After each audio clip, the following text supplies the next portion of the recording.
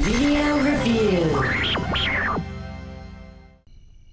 The target's presence in the state continues to be a stabilizing influence. He's largely responsible for the recent influx of weapons into the country in clear violation of the joint signatory framework.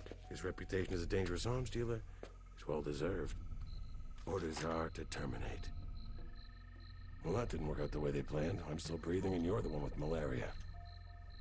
You can tell them you tried, but that means fuck all, doesn't it? You're fired. You know it, and so do I. You had your shot, but now it's over. And since men like you only work for money, you're no longer my problem. You'll have to find something else to do with yourself now. What your old clients don't seem to understand is that they can't kill me. Do you understand what I'm saying? Nobody kills me. Nobody. The world of Far Cry 2 is filled with all sorts of nasty people, but the real star is the setting itself, a daunting 50 square kilometers of African landscape. Aside from providing the opportunity to soak up an amazing sunset, Far Cry 2's terrain brilliantly harmonizes with the first-person combat. With such a diverse landscape, all the environmental factors that go along with it, and a huge selection of weaponry, you're given a tremendous amount of freedom to approach each mission. And while the story feels like a bit of missed opportunity, the sheer amount of action, including solid online multiplayer, makes it hard to ever leave this African wilderness.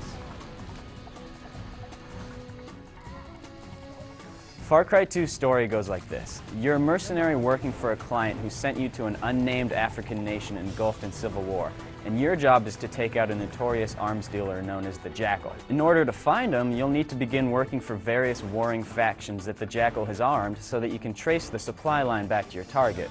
Complicating things is the fact that your character has malaria, which means you'll occasionally need to play nice with the non-violent underground, the only group with the medical connections necessary to keep your potentially life-threatening symptoms at bay. One unique thing about the story missions is the buddy system. Instead of just taking out a target, you have the option to earn extra reputation points by working alongside one of the game's various mercenaries you've befriended.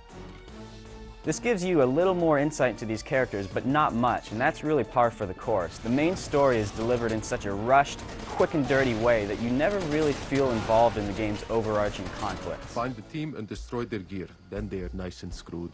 Payments here. So the story is a little disappointing for a 30-hour campaign in a really politically charged setting, but the game's overall structure makes it easy to forgive those shortcomings. It's very much a sandbox game where you can approach each side mission however you want and whenever you want. The great part about the side missions is how they give you these rewards that feed off the needs and progressing through the story in a really interesting way. You can assassinate people to earn diamonds to buy new guns and upgrade your safe house. You can take out weapon convoys to unlock new guns for purchase, and you can even deliver transit papers to refugees for malaria medication, and that'll keep your stamina and health up along the way.